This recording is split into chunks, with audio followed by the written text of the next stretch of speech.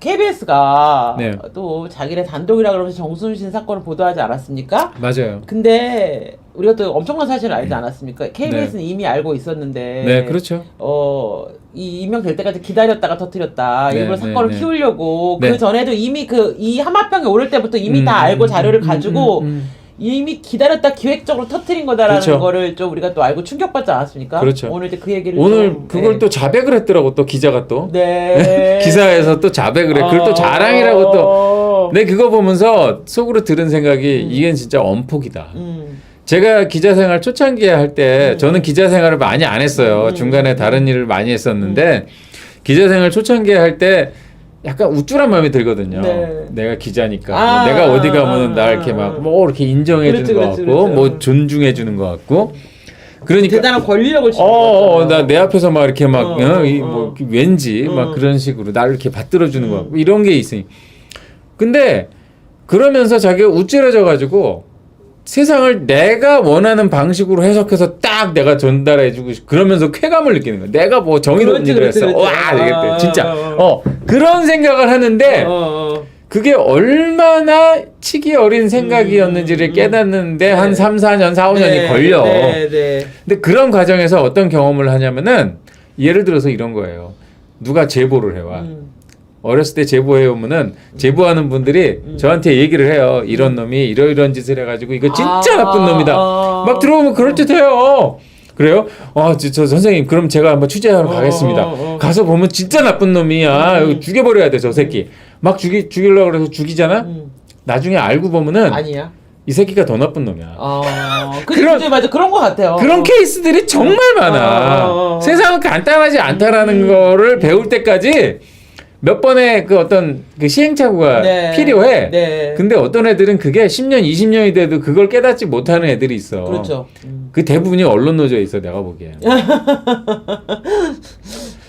자기들이 생각하는 진실, 자기들이 생각하는 정의, 그거 팩트보다 더 중요하다라고 얘기하는 애들이거든. 그러니까 이 케이스도 마찬가지예요. 난 정순신 이번 보도를 보면서 이건 정말 대한민국의 언론이 정말 어디까지 천박해질 수 있는지 이거에 대한 어떤 바로미터가 되는 진짜 엄청난 사례라고 저는 생각을 해요. 근데 안타까운 거는 이게 정확히 뭐냐면은 어떤 국민 정서법, 국민 감정 이런 거에 호소하는 이런 거에 소구하는 그런 어떤 천박한 짓이거든요. 근데 아니 파퓰리즘이라는 건 항상 있을 수 있어. 그리고 정당이라는 집단들은 그걸 적극적으로 이용해 먹으려고 해. 그런 어떤 사람들의 그 얄팍한 심리 그런 것들을 이용을 해가지고 아니면은 어떤 한이라든지 불만이라든지 삶에 대한 불만 이런 거를 틱틱틱틱 자극을 해가면서 어떤 내가 원하는 방식으로 선동을 해가고 여론을 조작해가고 이게 어떻게 보면 정당은 그게 뭐 생리라고 할 수 있어.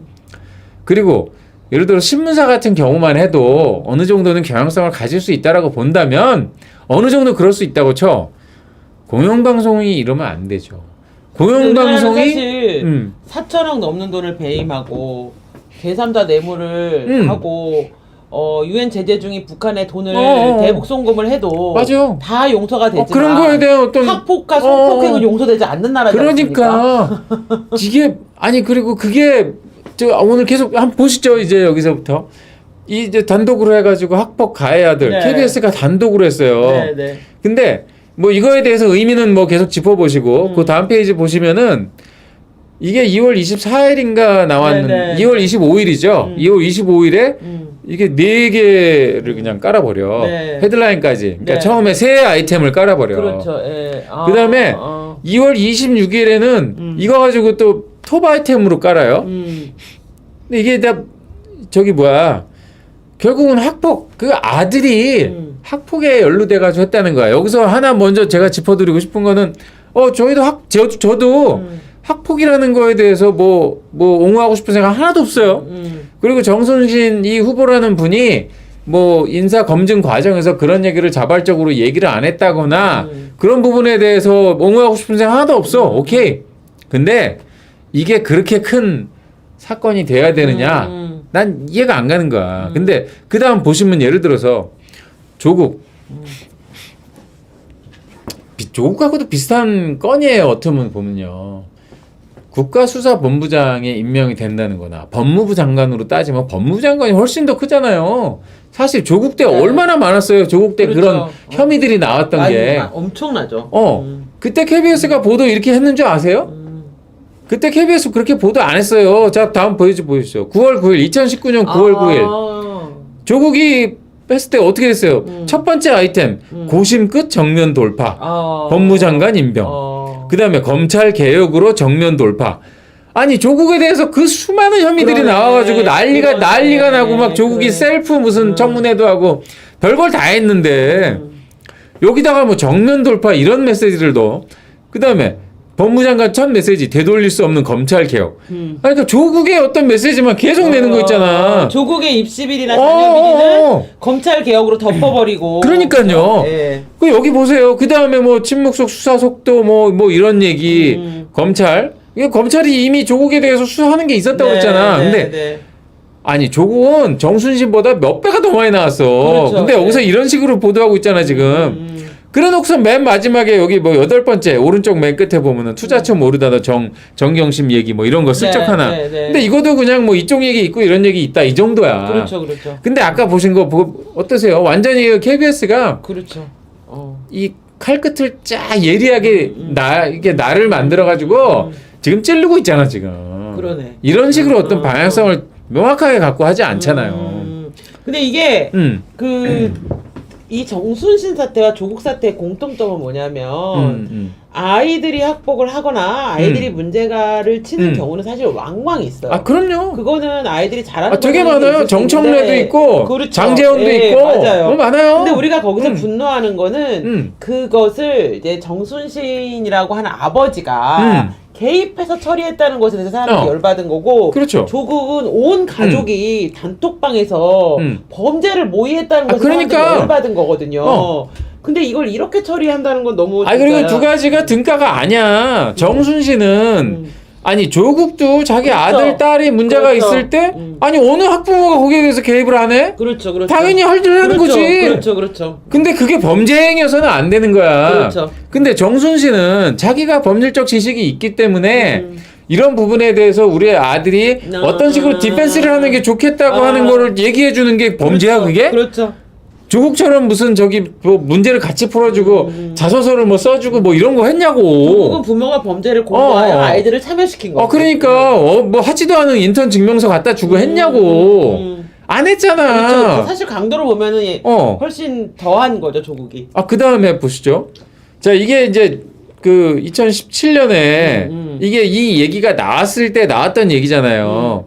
정순신 후보의 아들이 무슨 사립학교에 다니는데 거기서 그 같은 동급생한테 이렇게 얘기했다는 거 아니야. 제주도에서 온 돼지 좌파 빨갱이 더러우니까 꺼져라 뭐 이런 얘기를 했다라는 건데 이건 잘못된 얘기지. 그렇죠. 잘못된 얘기인데 누구든지 잘못할 수 있어. 그리고 학생이기 때문에 사실은 그 학생은 뭐 그런 편견을 가지고 있다면 바로 잡아주도록 노력해야 되고 하는 일인데 이렇게 이게 그렇게 과연 정말 욕먹을 짓이라고 한다면 이런 건 어때요? 한번 이 어떤 회사에서 다른 직원들한테 이런 식으로 누가 발언했어. 언제까지 부역할 것인가? 이거 보세요. 부역을 넘어서 이제 적극적인 공범죄로 자처하려는가? 끝까지 부역자와 공범자로 남는다면 이런 발언이 어떤 회사에서 그냥 일상적으로 이루어졌어. 그거면은 아까 그 정순신 아들 발언하고 비교해 보면 어때요? 그렇죠.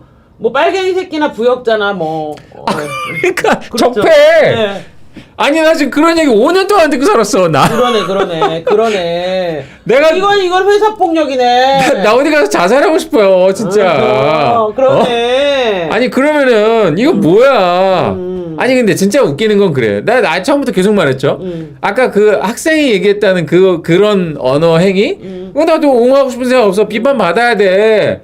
근데 그게 학생 때는요.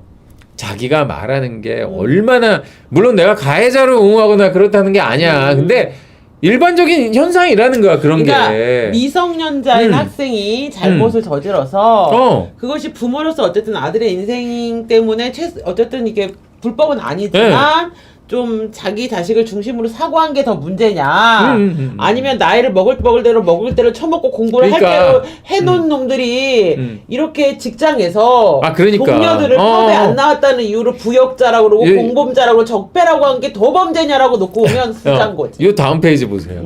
자, 언론노조 KBS 본부라는 애들이 2018년 2월 26일이에요. 이게 언제냐면은 고대영 사장이 1월 23일인가 이게 해임된 날이야. 해임되고 한 보름 정도 한 달 지났죠. 한 달 지났는데 아주 그냥 기고만장할 때지.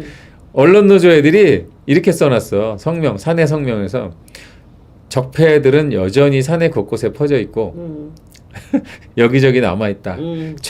환부. 최대한 빨리 사내의 환부를 노려내고.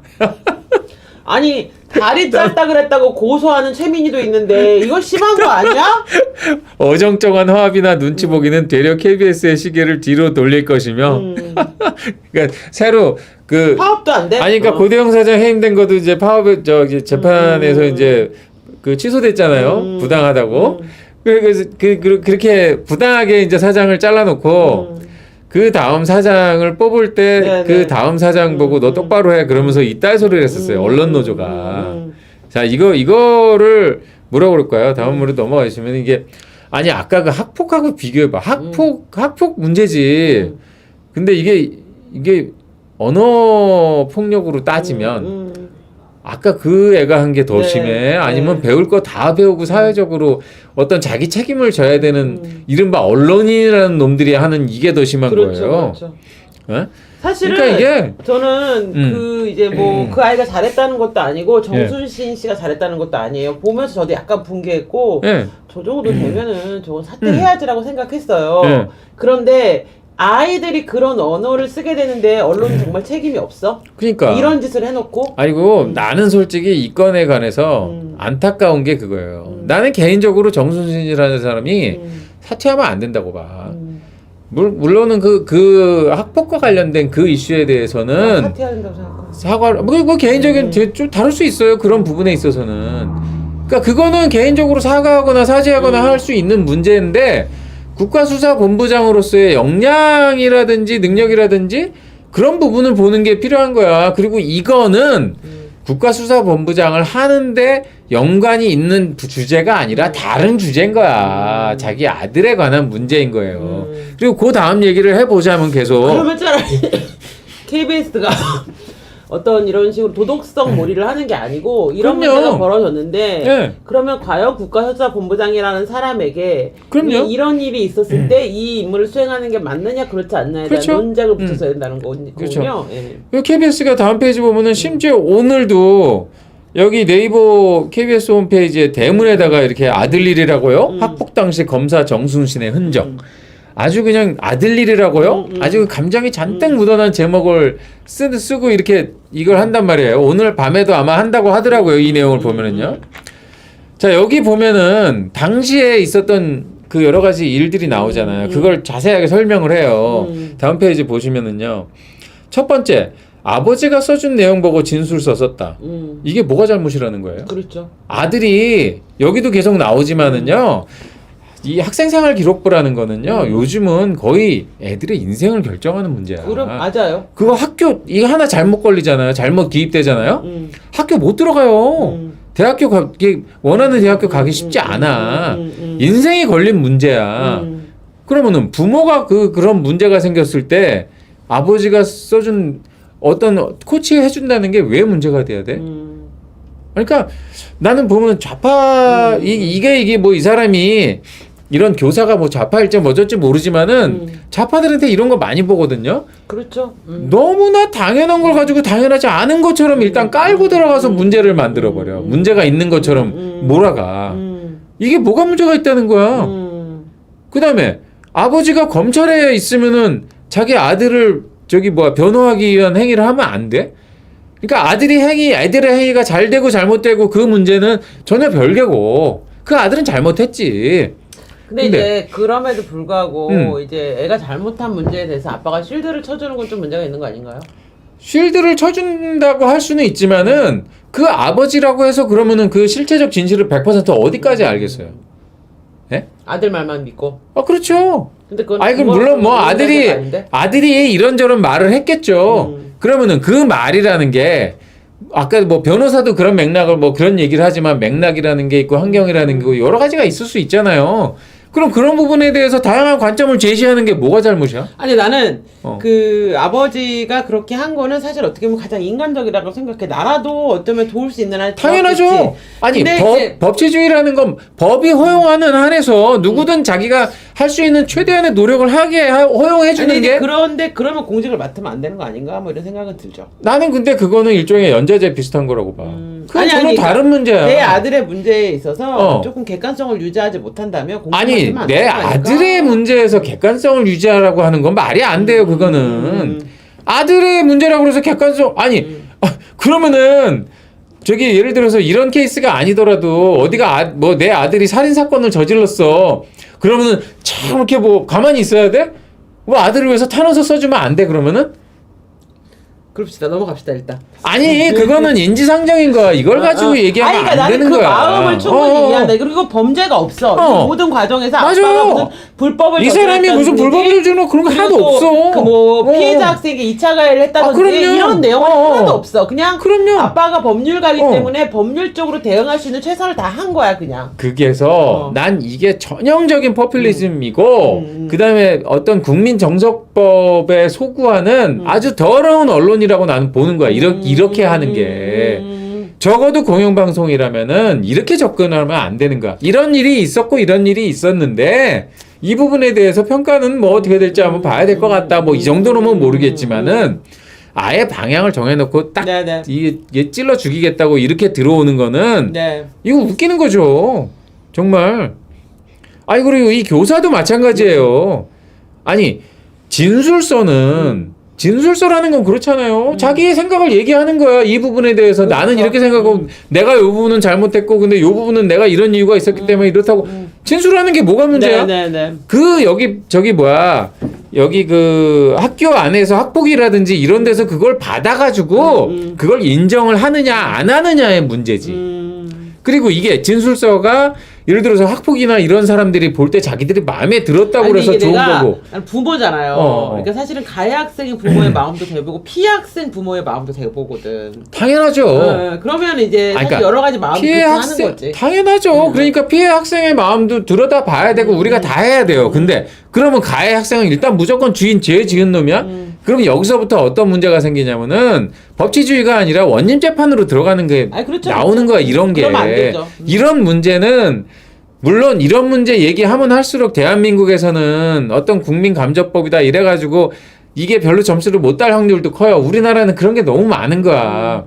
근데 그렇게 되면은 진짜 우리나라는 법치주의가 자리 잡기 쉽지 않아요. 이게 이른바 존 스튜어트 밀이 자유론에서 얘기했던 여론의 어떤 프레셔라든지 여론의 독재라든지 뭐 그런 게 될 수도 있는 거야. 그러니까 기본적으로 자유롭지 않은 사회라는 거야. 이런 것들이.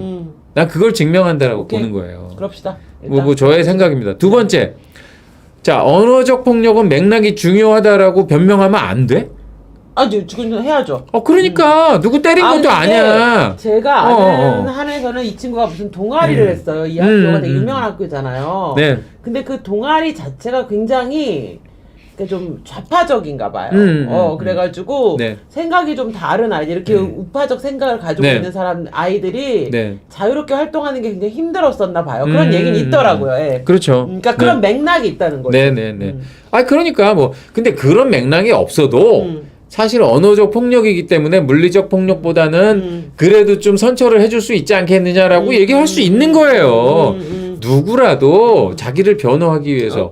그 아버지와 아들이라는 건 사실상 한 몸 같은 존재잖아요. 어떻게 보면은요. 물론 그렇다고 그래서 조국처럼. 근데 우리나라에도 그렇기 때문에 이제 친고죄라는 게 있잖아요. 불고지죄라는 게 있잖아요. 그렇죠. 그래가지고 내가 범죄자를 숨겨줬는데 그게 내 아들이거나 그렇죠. 그 면책이 돼요. 면책이 되잖아요. 그러니까 그런 것에 대해서 당연한 인지상정을 인정하고 하잖아요. 당연하죠. 그러니까 이게 정순신이 정말 법률적으로 잘못된 행위를 했으면 거기에 대해서 철저하게 책임을 져야죠. 근데 이 부분은 전혀 다른 문제라는 거야. 그게. 그 다음에 보시면은 기사에는 또 이런 식으로 해요. 또 판사 출신의 변호사가 변호를 맡았습니다. 뭐 변호사가 또 이런 주장을 했다 뭐 이런 얘기를 해요. 아니 이게 약간 의심은 할 수 있어. 이런 것들이 해서 유전무죄, 무전 뭐 유죄 뭐 네. 이런 식의 어떤 결과가 났을 것이다. 어쨌다.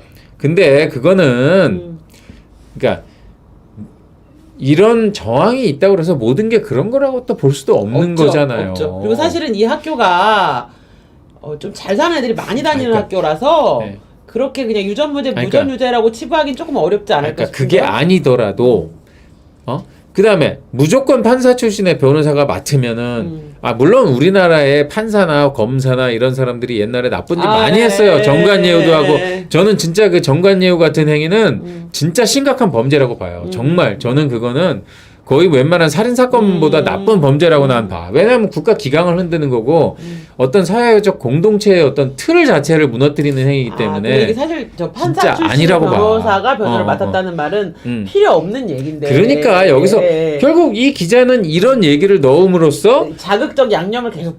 자극적 양념을 계속 넣는 거야. 어떤 편견을 계속 조장하고 있는 거야. 이게 뭔가 얘네들이 뭔가 어떤 권력을 갖고 뭔가 이 플렉싱을 했다 이렇게 사법연수원 동기, 막 그러니까 판사 출신의 변호사 이러면 그러니까 뭔가 저건 사실 그냥 너무 흔한 변호사인데 맞아요. 뭔가 야료가 있는 것처럼. 그럼요. 그러네요. 근데 뭐 마지막 페이지 보시면은 이런 거 뭐예요? 그러니까 이 기사를 정리하면서 이 기자가 이렇게 정리를 해요. 결국 아들의 일만으로는 볼 수 없었던 이 학교 폭력 사건. 아들의 일이 아니지. 아들의 일만이 아니지. 당연히 어떤 아버지가 아들의 일만이야. 아들이 일이니까 자기가 아버지니까 뭐 하는 거지. 그래놓고선 여기다가 정 변호사의 경찰청 국가수사본부장 임명 이후 이 사건 보도를 결정한 것도 이 때문입니다. 너무 나쁜 사건이라서. 너무 나쁜 놈이라서. 근데 이거는 애초에 그러면은 이 기자가 자기가 언론인으로서 활동하는 거를 어떤 내가 그 언론인으로서의 파워를 이용해서 그렇죠. 뭔가를 할 수 있다라는 어떤 그런 속성을 드러내는 행위예요. 이거는 언론인이 자제를 해야 되고 있는 그대로 예를 들어서 자기가 쓰는 기사나 자기가 쓰는 어떤 그런 것들이 누구한테 악용되지 않게끔 최대한 객관적으로 자제하는 그런 것들이 오히려 더 필요한 거예요. 이거는 대놓고 얘를 이 사람을 아예 엿을 세게 먹이겠다라고 나는 했습니다라고 아예 고백을 하고 있잖아 이게. 일부러. 이게 과연 공영방송 기자가 사실은 접근해야 될 방법이냐 이거죠. 하마평이 올랐을 때 보도해갖고 맞아요. 사회적인 어떤 혼란을 최소화했어야 되는데 그럼요. 얘네들은 이제 임명 이후에 보도함으로써 정권의 엿을 먹이는 거는 둘째치고 이 정순 씨나 그 아들이 받는 타격을 최대화한 거잖아요. 그렇죠. 예. 아니 그러니까 뭐 사회적인 뭐 그걸 뭐 축소하는 그런 게 없다 하더라도 인지됐으면 바로 보도를 하면 되죠. 네네. 물론 보도에 있어서의 어떤 시점은 뭐 그 임팩트를 크게 하기 위해서 여러 가지 조정하는 거는 많이 해요. 그런 거는. 근데 이런 정치적인 사건은 노골적으로 그러면은 뭐 예를 들어서 이런 대통령이나 이 어떤 정순신 이쪽에 대해서 데미지를 주겠다고 그렇죠. 지금 이런 접근을 한 거잖아요. 언론의 이게. 역할이 무엇이냐에 있어서 언론이 가지고 있는 상업성과 어떤 화제성도 필요하지만 이렇게 상업성과 화제성 때문에 국가적으로 문제를 크게 만들고 갈등을 조장한다면 이런 언론을 우리가 옐로페이퍼라고 하죠. 그러니까 그리고 사실 이 문장 자체만 보더라도 자 앞에 보세요. 아들의 일만으로 볼 수 없었다. 그거하고 두 번째 국가수사본부장 임명 이후 보도를 했다. 이게 무슨 상관이야 도대체? 아무 상관이 없죠. 아들의 이 일로만 볼 수 있었으면 그럼 먼저 했다는 거야? 뭐야? 그 다음에 아들의 일만으로 볼 수 그러니까 아들의 일만으로 볼 수 없었다고 해서 그러면은 본부장 임명 이전에 보도하면 안 되는 이유는 또 뭐야? 아니, 그러니까 전혀 난 이해할 수 없는 논리 구조가 여기 들어오는 거예요, 이 사람들이. 그러네요. 그러니까 이게 이런 그 기자들이 기사를 쓰는 게 그러니까 공영방송도 그렇고 신문도 그렇고 문장 하나하나에도 수많은 장치들이 사실은 들어가거든요. 기자들이요. 그런 거 다 캐치해가면서 어느 정도 보셔야 되는데 이게 이런 거 일단 이런 걸 보시면은 그 다음에 보시면은 이제 여기 댓글 보는 거 보세요. 진짜 완전히 이 기사를 그냥 아무 생각 없이 뭘 탈탈 털어 뭘 탈탈 그러니까 털어 아무 생각 없이 이 기사 물론 뭐 이 기사 자체가 좌파 이 구독자들이 좋아하는 내용이기 때문에 좌파의 어떤 댓글이 많이 붙었겠지만은 네. 그걸 증폭시키고 있는 거야. 이런 것들이. 그리고 진짜. 자꾸 이 아버지가 한동훈하고 사법연수원 동기란 얘기를 아, 계속하는데 그러니까. 그게 여기서 무슨 관계가 있냐고. 동기가 한두 명이야? 사법연수원 동기라서 특별히 뭘 봐줬다든지 아니면 판사한테 얘기를 해서 뭘 뭐 그렇죠. 아니면 학폭위한테 그렇죠. 얘기해가지고 예. 결국 학폭위 가가지고 갔잖아. 그 재판에서도 졌잖아 결국에. 그렇죠. 예. 아 그러니까 왜 자꾸 쓸데없는 얘기를 해가지고 이 시청자들이 어떤 계속 편견을 갖게끔 네, 유도를 하는 네, 거잖아. 네. 이거 아주 진짜 그 저질이에요 이게 진짜. 그러네요.